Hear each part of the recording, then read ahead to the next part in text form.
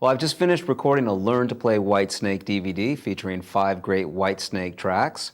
Whitesnake, of course, has a rich history of great guitar players, so it was nice being able to go back and learn not only some John Sykes stuff, but some Bernie Marsden stuff, even some Steve Vai stuff. I think my favorite track, my favorite Whitesnake guitar player would have to be John Sykes.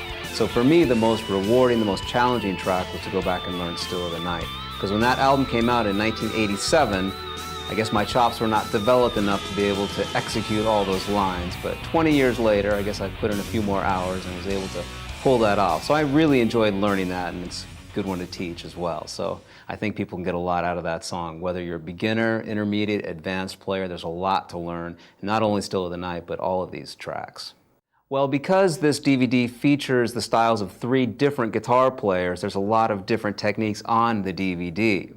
There's some two-handed stuff, there's some bluesy playing, there's some pinched harmonics. Going back to a song like Fool for Your Loving, we did the original version of that featuring Bernie Marsden on guitar, very blues-based player. John Sykes, of course, is a lot more aggressive, big, wide, vibrato, great, heavy, distorted guitar sound. Steve Vai, known for the tremolo bar and all of his quirky Steve Vai trademark licks, so there's a real wide variety of licks and things to learn from these songs.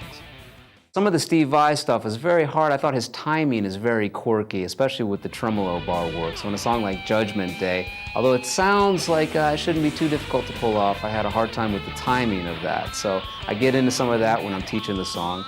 As far as just sheer speed and technique, I think the solo on Still of the Night was probably the most challenging to pull off. I have to try that a few times to get that one down.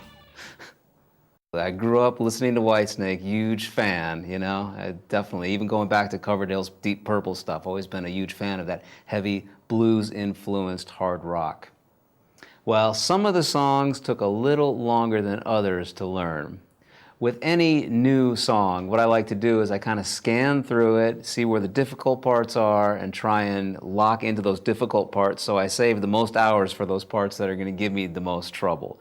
So some of the rhythms were not so tough. A lot of the solos, getting them up to speed, required a lot of wood shedding. So I think the basic arrangement of the songs is not so difficult to master, but getting into the intricacies of the solos can take a little bit of time. So it gets to be a little bit challenging. One of the things that's very exceptional with the Lick Library material is that each of these songs have backing tracks. So I think that can really elevate a player from just playing along with the song to actually putting you into the song. You can really hear how you would sound as a guitar player in the band, because you can hear just the bass, drums, and the keyboard. You can hear the whole song minus the guitar.